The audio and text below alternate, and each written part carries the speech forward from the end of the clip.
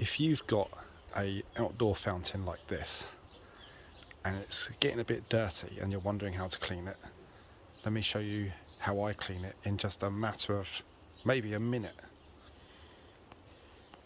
with my leaf blower. So just set it to maximum.